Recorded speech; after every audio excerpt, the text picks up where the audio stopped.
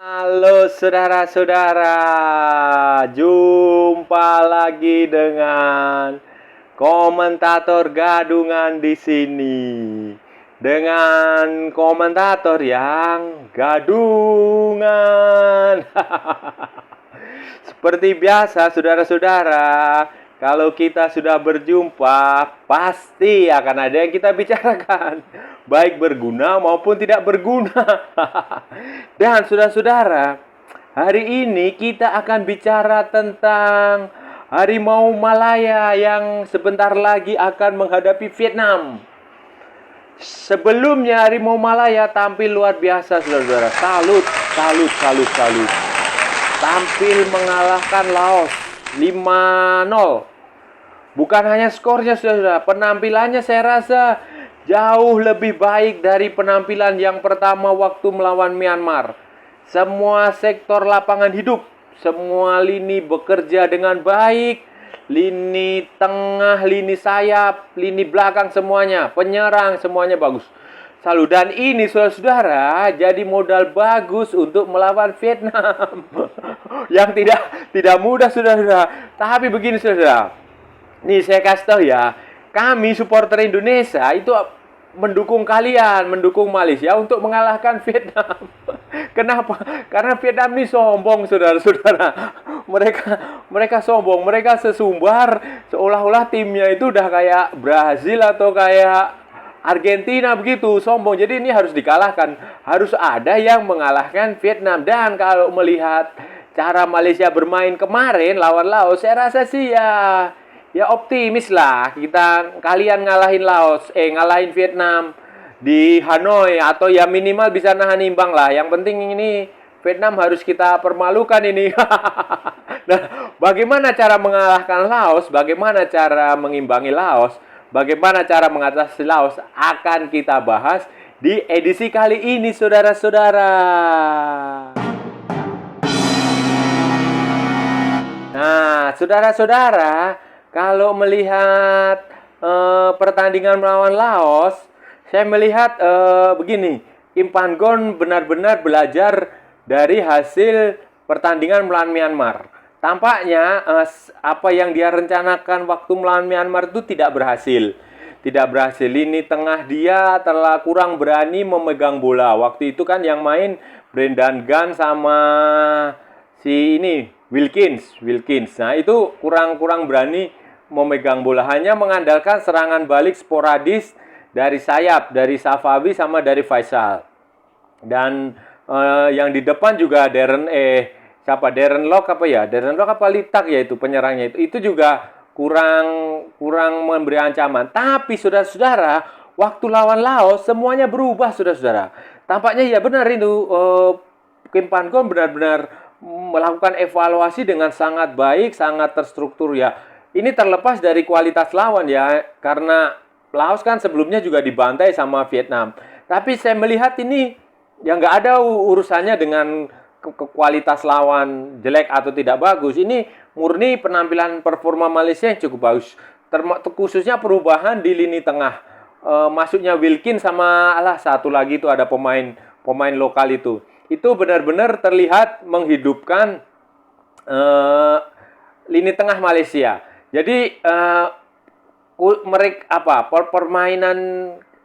permainan harimau Malaya itu lebih hidup, lebih berani pegang bola, lebih berani menahan bola, tidak buru-buru untuk melakukan serangan. Dan itu kan bisa terlihat. Buktinya sayap-sayap kalian itu, sayap-sayap Malaysia itu bisa berfungsi dengan baik, bisa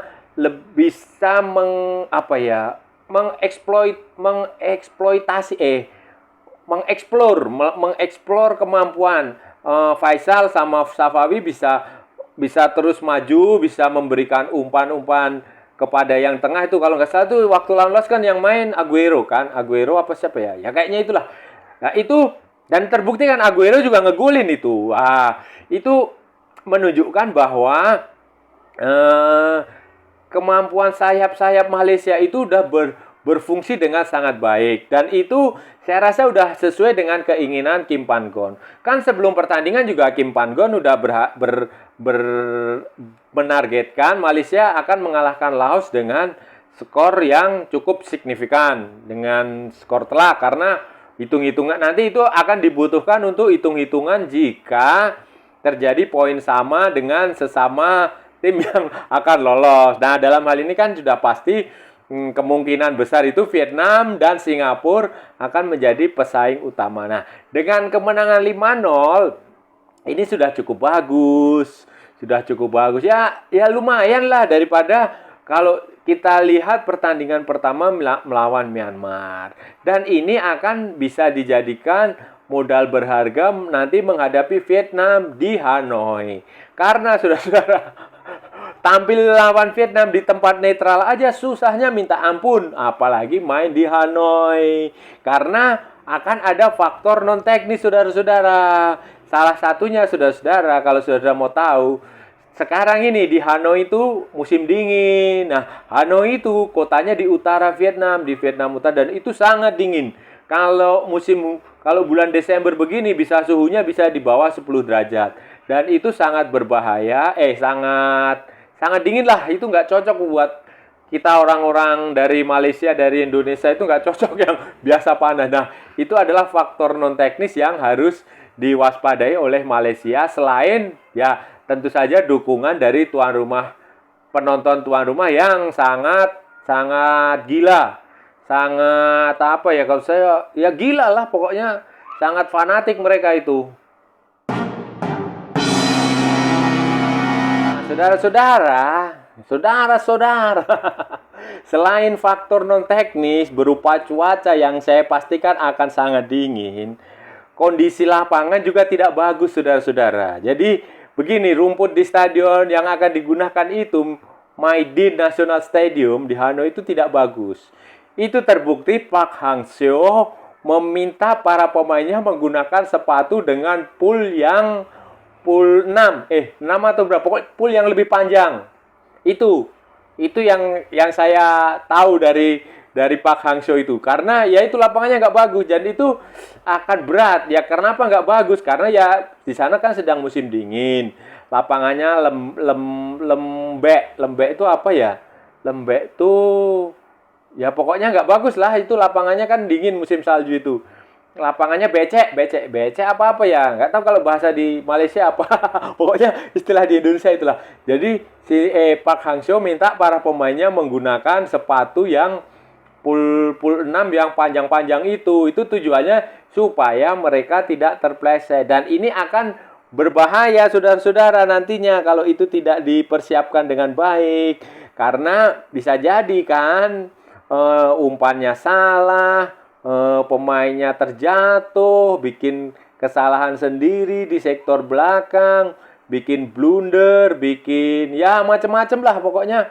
Yang hal-hal non teknis ini yang pertama harus diantisipasi sebelum nanti mereka akan bicara soal faktor teknis. Karena kadang hal-hal sepele kayak gini nggak diperhatikan, nggak diantisipasi oleh pemain Malaysia. Ini Malaysia harus memperhatikan itu juga, para pemain Malaysia. Gunakan pool sepatu yang panjang, yang tidak mudah terpleset. Nah, karena itu yang dilakukan oleh Park Hang-seo, dan itu juga seharusnya dilakukan Malaysia. Itu yang faktor non teknis kedua, selain ya itu tadi cuaca dingin yang ya prediksinya itu bisa di bawah 10 derajat, saudara-saudara. Dan itu tidak mudah, saudara-saudara, main di cuaca yang begitu dingin. Selain faktor non teknis, saudara, yang harus benar-benar diperhatikan adalah faktor teknis. Nah, ini sayangnya begini, saudara-saudara. Kemarin waktu Vietnam melawan Laos, sebenarnya ada berita bagus buat Malaysia.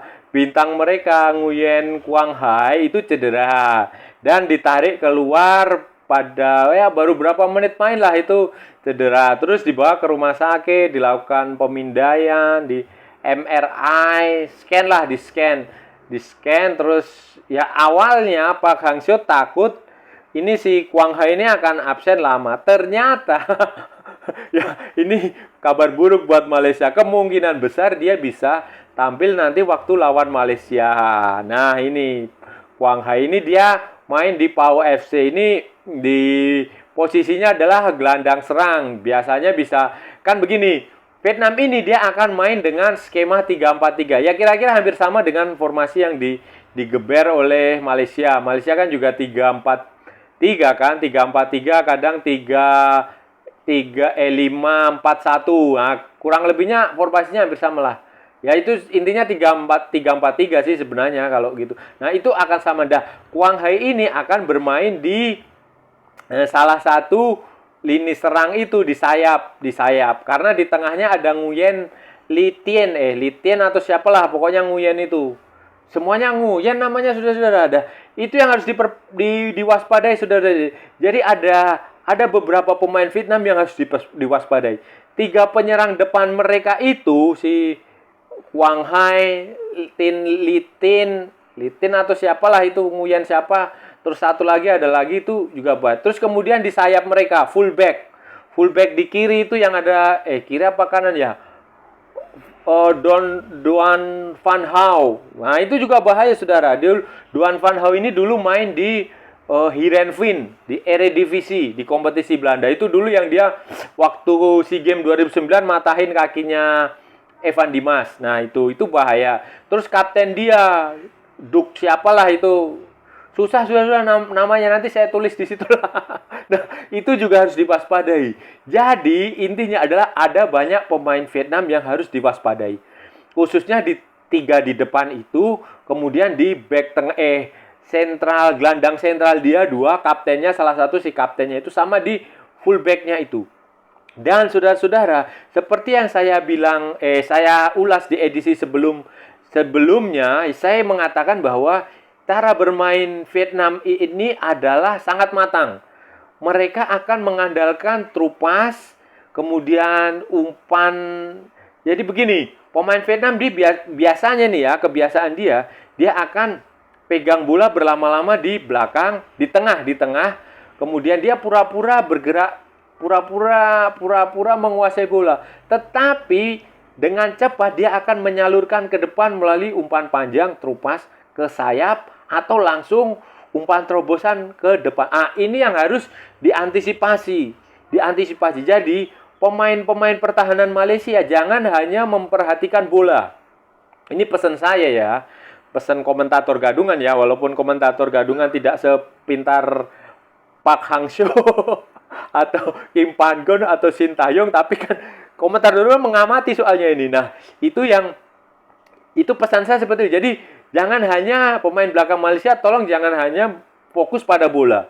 Tapi lihat pergerakan tanpa bola pemain-pemain depan Vietnam. Itu yang bahaya. Mereka itu secara mendadak itu tiba-tiba bisa tahu-tahu udah ada di depan penalti aja. Itu udah terbukti waktu pertandingan melawan Laos.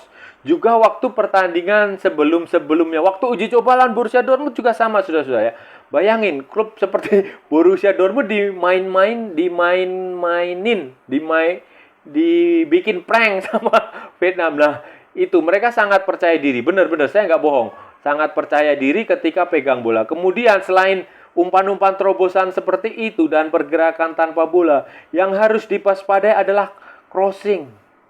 Umpan sayapnya Vietnam itu bagus dari 2 sisi kanan maupun kiri.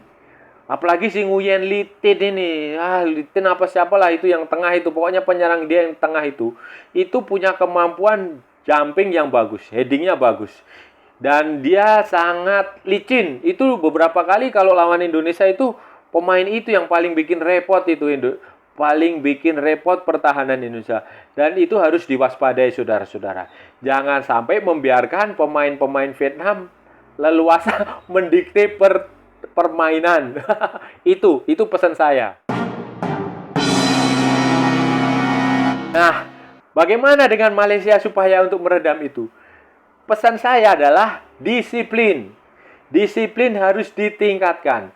Pemain Malaysia tidak boleh terpancing untuk meladeni permainan terbuka. Nggak apa-apa kalian Kim Pan-gon bermain dengan negatif football, dengan defensif football, dengan memasang pertahanan yang banyak di lini belakang. Dan saya rasa itu akan dilakukan. pemain sayap kalian, Safawi dan Faisal, jangan terlalu agresif ke depan. Karena itu sudah terbaca oleh Pak Hangzhou. Salah satu titik lemah Malaysia yaitu kalau Faisal dan Safawi terlalu sering menyerang, terlalu banyak maju ke depan, terlalu eksplosif depan, itu ada lubang di situ. Dan itu bisa dimanfaatkan oleh Vietnam. Nah, saran saya jangan terlalu eksplosif. Gunakanlah serangan balik. Serangan balik 1-2 sentuhan yang efektif. Jadi jangan membuang-buang kesempatan untuk mencetak gol. Kalau kalian punya kesempatan mencetak gol, lakukan. Cetak gol. Kalau ada tendangan bebas, tendang sepak pojok, atau apapun yang set piece dari bola mati, manfaatkan dengan baik. Karena susah kalau meladeni Vietnam dalam sebuah skema permainan terbuka itu susah. Sulit sekali, sulit. Ya bisa sih bisa, tapi ya harus butuh kerja keras, butuh pengorbanan. Dan saya rasa ya Kim Pan Gon sudah tahu itu. Dia pasti akan minta pemainnya untuk bertahan. Dan kalaupun bertahan ya pesan saya disiplin, jangan melakukan kesalahan sendiri. Karena setiap kesalahan sendiri yang kalian lakukan itu akan berdampak sangat fatal. Indonesia sudah membuktikannya berkali-kali waktu lawan Vietnam. Bermain kompak selama babak pertama, terus sudah sampai menit ke-60 Indonesia itu main bagus. Tapi ketika ada satu kesalahan, sudah selesai. Vietnam menghukum. Dan kalau Vietnam sudah bisa mencetak 1 gol, biasanya pemain kita, pemain yang kemasukan itu mentalnya akan jatuh. Dan itu akan membuat Vietnam semakin leluasa untuk mengobrak-abrik pertahanan lawan dan mencetak gol tambahan. Nah, ini yang harus dihindari. Jangan sampai gawang Malaysia menderita lebih banyak gol. Karena ini akan berbahaya. Nanti peluang lolos itu akan berat kalau sampai bisa menderita gol sampai 3-0, sampai 4 gol lah itu waspadalah saudara-saudara. Saudara-saudara, itu tadi saudara-saudara pembahasan kita tentang preview lah, anggap aja preview lah gitu ya. Preview pertandingan Malaysia melawan Vietnam. Karena ini adalah pertandingan yang krusial bagi Malaysia, saudara-saudara. Kalau menang ya setidaknya lolos lah. Udah pasti jaminan lolos. Ya peluang lolos besar kalau menang ya, kalau menang. Tapi kalau kalah ya harus berharap pada pertandingan terakhir melawan Singapura. Kalau imbang juga sama, masih harus melawan Singapura. Dan ya itu tadilah caranya menghadapi Vietnam itu nggak mudah, saudara-saudara. Tapi ya harus tetap optimis, Yakin lah, saya sih kalau melihat ya setidaknya imbang bisa. Asal tidak kembali lagi main seperti waktu lawan Myanmar ya. Kalau penampilan yang ditundukkan seperti lawan Myanmar ya mohon maaf, bisa kalah dengan skor telak. Tapi kalau penampilan lawan Laos ya saya sih optimis. Syaratnya yaitu tadi. Jangan kembali seperti waktu lawan Myanmar. Ya, itu ya saudara-saudara ya. Kita bahas. Kalau ada salah-salah ya saya mohon maaf. Tapi kalau itu benar berarti itu sebuah kebenaran. Kalau ada waktu kita sambung kembali saudara-saudara. Jangan lupa kalau Anda merasa channel Komentator Gadungan berguna, like, share, and subscribe. Ikuti pula akun media sosial Komentator Gadungan, ada di Facebook dan di Instagram. Oke saudara-saudara, sampai ketemu lagi di edisi berikutnya. Salam olahraga dan merdeka!